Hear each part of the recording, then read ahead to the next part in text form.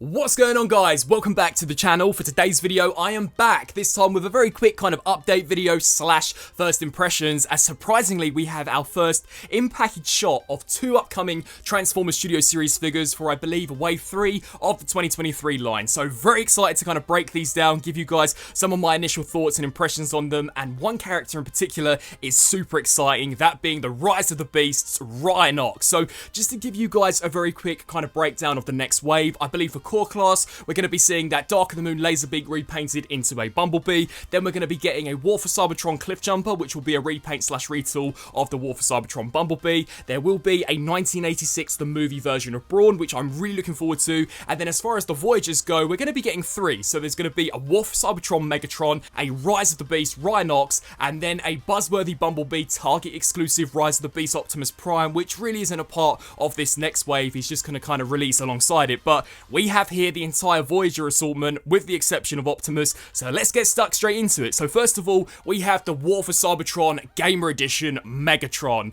Now I don't know about yourselves, but when we began to get a few listings for these characters, Megatron was the one that I was the most excited to see, because personally I never really thought his original 2010 Deluxe was amazing. I mean, it was pretty good for its time, but when you stack it up alongside the Bumblebee and Optimus, which also came out in 2010, it did kind of pale in comparison, and it just needed to be much bigger, and it definitely needed updated articulation. So as we take a look at this proper in package shot, unfortunately, considering the way the new Studio Series boxes are kind of laid out, the figure is slightly obscured, but much like the Gamer Edition Prime, you know, I recently reviewed that guy, I think it was like yesterday. It's so sick to see that design, that 2010 Megatron slapped on a new 2023 box. But as we flip that bad boy round, bang, we get two product shots of him in both robot and tank mode. Now sadly, as you begin to zoom into these images, they do become a little fuzzy and a little blurry, but we are able to make out quite a bit from them. So first of all, the thing that immediately popped out to me would be the accessories. You know, these Gamer Edition figures seem to be massively improving in the accessory department when in comparison to their original 2010 Deluxes, which you would expect from Voyagers. So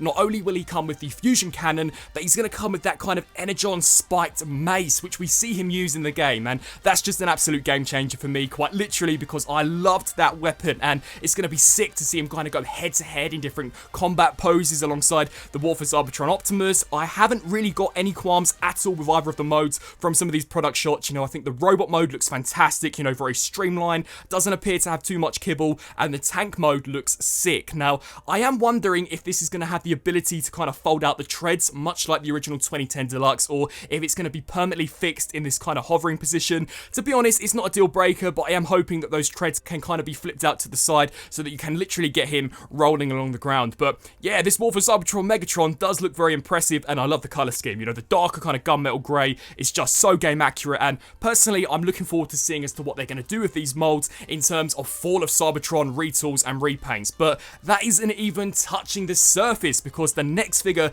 that we got shown off to us was probably the more interesting out of the two, that being the Rise of the Beast Studio Series RHINOX. Now, I was really intrigued to see as to how this guy was going to turn out in particular, because I did very recently review the movie line or mainline version, you know, whatever you want to call it, and it was a very good figure, but of course it definitely had a few limitations in terms of the Rhino mode, and the colour scheme was just way off. So as we begin to take a look at some of the in-package shots for this guy, he looks freaking fantastic. So much like Megatron, unfortunately the actual figure himself is slightly obscured due to the massive CG render, but it also looks like that CG render has gone through a slight overhaul when in comparison to some of the other images we've seen of this Rhino mode on a few of the other figures. So that's interesting to note. But first of all, you can just take a very quick look at that head sculpt, and it looks incredibly detailed. But much like Megatron, you know, you flip this bad boy round to the back and bang, we get two amazing product shots. So first of all, I'm just going to talk about the Rhino mode. You know, honestly guys, this looks incredible. I thought that was probably the weakest mode that we saw from the movie line slash mainline version, because it basically had a massive flat ass.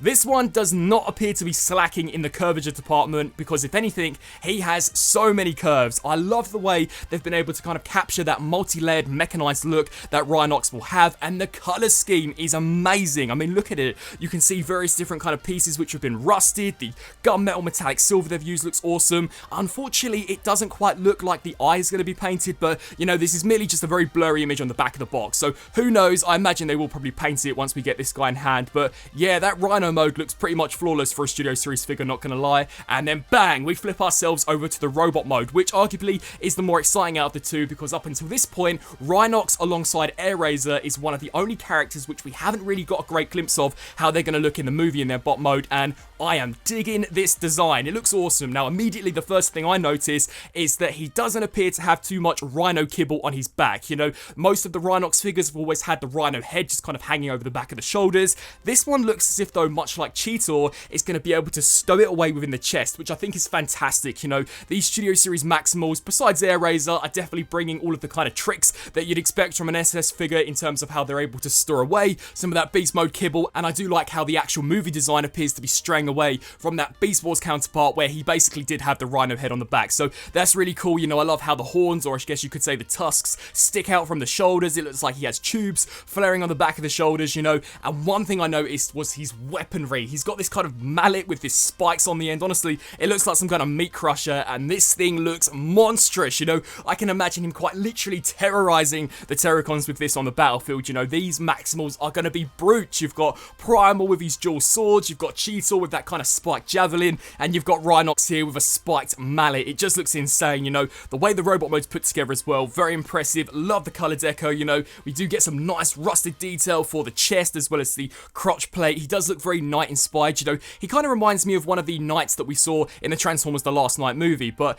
yeah, really interesting. And if you zoom in even closer, we may be treading into a slight bit of spoiler territory, because his bio does read, Rhinox charges onto the scene to protect the Maximal layer from intruders. Now, are they referring to when the Autobots first discover the Maximals, or is this when the Terracons first discovered them? You know, it's going to be really exciting to see as to how that plays out in the film. But yeah, two very, very impressive looking figures. You know, I think out of Rhinox and Megatron, I'm definitely the most excited for Rhinox because I just think he looks insane. It's going to be really awesome to compare him directly alongside that movie line Voyager, because honestly, guys, I did think it was pretty strong. But yeah, looking to be really accurate, in particular where that beast mode goes, and I'm just hoping we get a good glimpse of him in the robot mode sooner rather than later. You know, we're in the month of May now, so the TV spots are going to start rolling out, and it'd be cool to see these kind of transform in the TV spots, or who knows, maybe they're saving that for the movie itself. But even Megatron looks pretty impressive, so I'd love to get your thoughts down in the comment section below. Do you know, what do you guys think of this next wave of Transformers Studio Series? I'm going to be real with you guys in terms of gamer editions. So far,